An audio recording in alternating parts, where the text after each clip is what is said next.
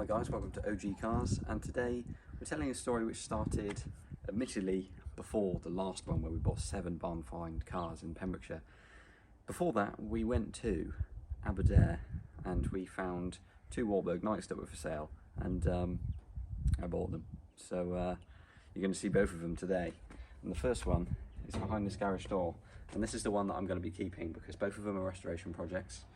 Both of them are right-hand drive Wartburg Knights, so cream of the crop for me. This is what I wanted. This is why I sold my brown 353 to have a Wartburg Knight, and this is one I'm going to be keeping, and the other one you'll see later in the video is one that's going to another great home very shortly. So we'll touch up on that as well. And here it is. So here it is. This is a 1975 Wartburg Knight. As I say, right-hand drive. So they're fairly rare now. I think there's 10 to 20 in all, I think, with cars on Sawn, as a guess. But yeah, there's certainly not many about. And there were 2 of them in this barn. So the story goes, they were both on Facebook Marketplace with loads of parts and various other things. And someone wanted somebody else to see them because they were too far away. And I was fairly local, being in Cardiff all the time. So went up to Aberdare, had a look around the cars, took loads of pictures, got loads of information, handed it all over to this guy. And this guy sort of said, because I expressed an interest in one car as well, I said, I like this car, you can have the other Wartburg Knight, and then we both have one. And he sort of said, well, what if you sell me your brown 353 and you keep both Knights? And I sort of thought in my head, well, to start with, I wasn't overly keen because they're both projects, but things have worked out like they have, and the 353 has gone to a good home up on the Scottish borders. And one of the Wartburg Knights is being saved by someone else in the group who's doing up another Skoda. So hopefully we'll see that again at some point, but you'll see that later in the video. This is the one that I'm keeping, the Wartburg Knight. Both of them are 1975 in that garage, I believe. This one is a P reg, I believe the other one is an N. Yeah, yes. N reg. KCL 897N, we'll touch up on that one in a minute. But yes, unfortunately you can't see loads of this one right now because it's been moved out of the barn and it's been moved into my garage. And obviously the tyres are very old, so they hold no air. Very flat on both rears. So first things first, it's going to need tyres. But this car has been off the road for 31 years. So it was built in 1975, sold in Bristol, and it stayed with the same owner for 15 years until 1990 when it was bought. It was taken from Bristol, it was put into, taken to Aberdare, it was put into the barn, and it stayed in that barn for 31 years. So it's a very old car, and it's spent way over half its life. It spent 2/3 of its life in a barn, and it's only spent 1/3 of it on the road. So it's going to be really quite nice to get this done and get it back on the road. The red one, I believe, was on the road last in 1995, so still quite a long time, but not quite as long as this one's been in the garage. And obviously this is technically one previous owner used, but it's 2 previous owners on the logbook because the person who bought it in Aberdare just obviously put it in the garage and left it there. But it needs right going through.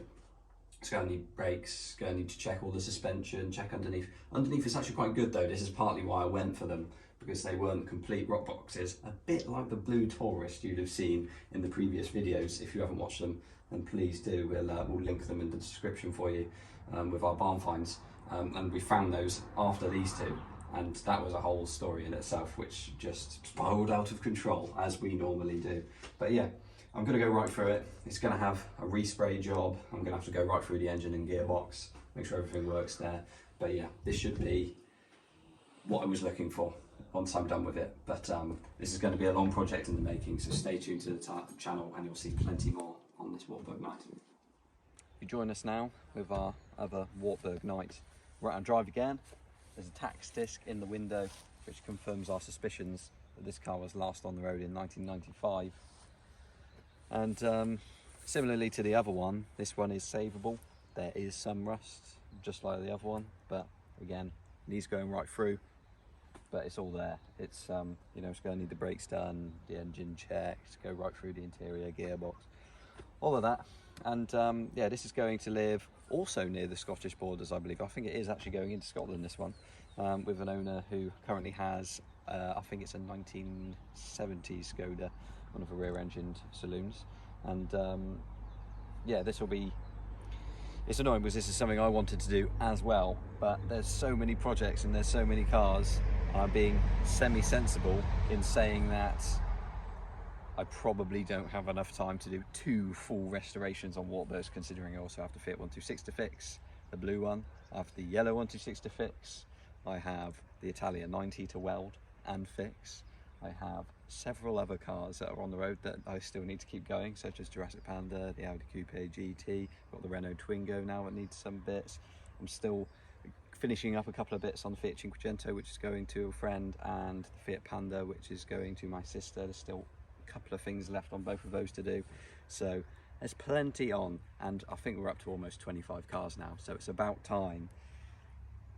I say to sell a couple of cars. I mean, technically you haven't seen this one yet, so you guys see it as I've just bought this one, which yes I have, but it is going to another home, so that's going to be the best thing for it, and hopefully it will get the love it deserves. And I've been speaking to the new buyer, and they're very keen, so that's what matters most to me about this, because finding a right and drive car, you don't want people to just buy it to part it out or buy it to just leave it in a field like it is now. It needs to be somewhere where it can be worked on properly, and that's what it's going to get, so I'm glad it's going to a good home. So as this car is disappearing, I thought I'd just give you a quick look round before it does go. Hopefully we can feature it on the channel again one day when it's done, maybe even with one of our other Wartburgs. That'd be great, but we shall see what happens in the future. It's going to a good home, so it should get the restoration it deserves at some point. One interesting thing I just saw when the boot was open is obviously you've got your full fuel filler here, and the pipe comes down, and this has actually got you know, this wasn't on my 353, it's got a an extra extension for the oil to go in, so that's quite interesting. It's got the extra side trims to the side, so yeah, this is all complete. This has all got a little holder as well for a 2-stroke oil. Mine didn't have it. I had to make one with a bungee cord going around a cardboard box and had all the bottles in it there. But that one's all complete. It's got a turbo badge as well. I'll say a badge, a sticker, but yeah, it doesn't really have one. But yeah, the engine and box and everything else is all complete. It does need a little bit of rust repair to the front wings, but the owner knows what it's like, and the underneath is actually pretty good. So, you know, given a few rust spots on the body, it just needs a good restoration, good respray and everything, and that will have it really nice. And this will be a really nice car on the road. You really don't see these, so I just thought I'd give you a quick look round. And I'm just going to pop in here and show you the interior of this one. This one's a bit different to my other one. You'll see the other one in a future video, because I want to get it out properly and show you fully what that one's going to look like. This has got a lovely black and red interior in it, sort of suits the red on the outside as well. Rats, I believe, have been eating the rear seats potentially, or mice, but hopefully something can be done about that. Obviously you can still get some Wartburg parts from places like Travi Tuning and possibly IFA, Martin Hines and stuff like that. So there's parts and bits around, maybe not in this style. I think this is actually an overcover. Yeah, it is. So obviously the original seats are under there. This is 4 on the floor as well, which is different from my brown one. I had column shift in my brown one, and obviously right and drive, which I keep mentioning. That's the money shot on a Wartburg night. And yeah, mile per hour dash, everything all a bit different to mine, of course. Mine was kilometers an hour and everything as well. This is different as well. You get a little amp gauge, and there's a lovely sharp radio and sharp speakers in here as well. But yeah, the important thing is it's all complete and it's definitely restorable. So the guy who has the Skoda is going to take this on in the Scotland area, the South Scotland area, I believe, and yeah, get this on the road. So that'd be great to see. Thanks everyone for watching, and you'll see more of the other Wartburg in a future video. Cheers, see you later.